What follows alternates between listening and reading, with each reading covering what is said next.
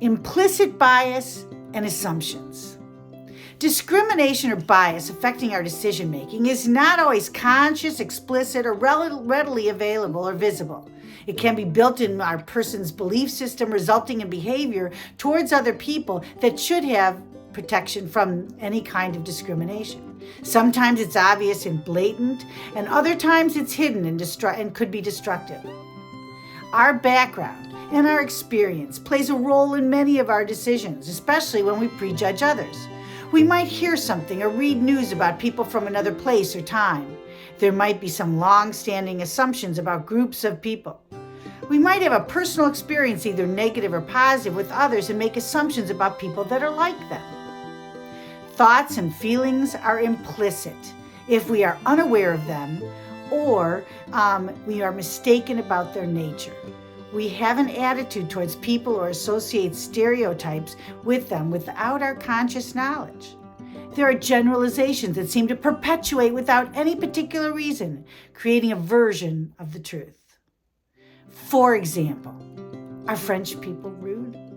When I teach a class and I ask people this and I ask them to raise their hand, pretty much everybody's heard that. It's like this common thing, like it's okay to say that French people are rude.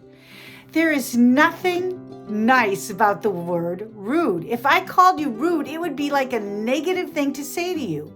Millions and people that are French all over the world are not all rude. What a horrible stereotype for French people. So it's echoed then in movies, on the internet, in conversation. And some people that might not have met somebody that's French might think that all French people are rude and perpetuate some kind of myth like that. That is a stereotype and implicit bias, because sometimes we carry that with us our whole lives. I mean, almost everybody in every one of my classes raises their hand. French people are not rude. Oh my God, you meet a French person, they kiss you. Or you might have gone to a French bakery and the person was kind of rude to you, so you say, see, all French people are rude. That's called confirmation bias. You heard it sometime in the past, and then you suddenly are applying it to somebody sitting in a bakery who's selling you a baguette. That is an example of an implicit bias and how it can affect your decisions when you're just walking down the street or at Pike Place Market. Okay, here's another one. Are Seattleites frozen? Have you ever heard of the Seattle freeze? Are people in Seattle really not friendly? Well, first of all, most people in Seattle aren't even from Seattle, so let's get that point there. And it's some kind of widely held myth or belief that people continue to pass on. It's simply not true.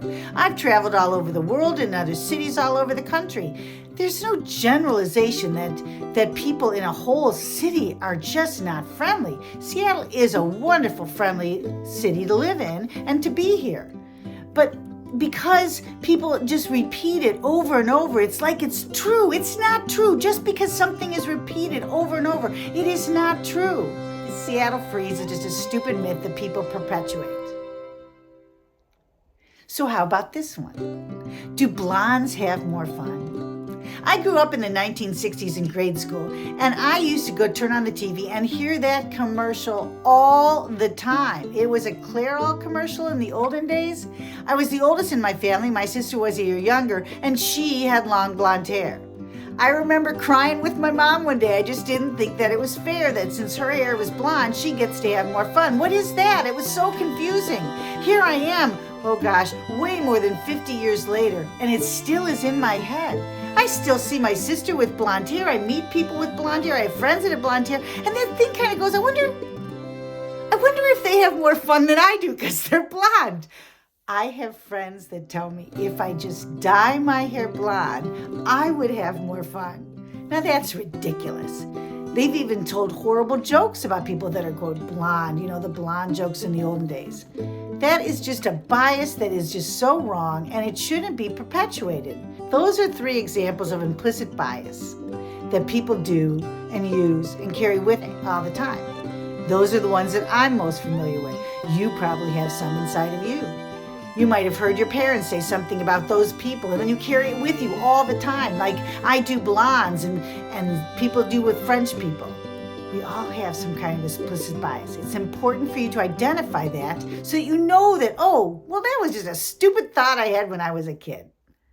Implicit bias, though, can be highly dangerous. People can be hurt, even killed.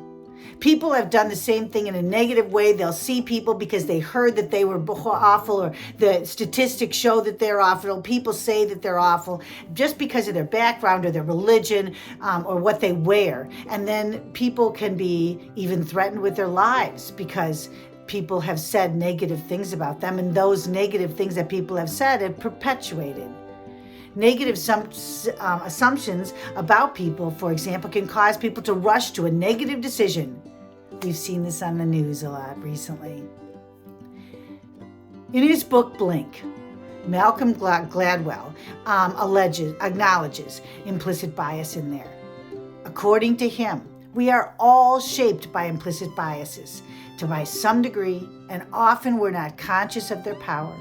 It does not mean that we will always act in a discriminatory manner, only that our first blink sends us certain messages and information that we learn and we carry with us inside of us. Acknowledging and understanding this particular response is critical for decisions that embody fairness and justice. He did take an implicit association test, and despite being the son of a black mother and a white father, Gladwell got a result of, quote, moderately biased towards white people. Even Malcolm Gladwell. It was a fascinating book. You might want to take a look at it.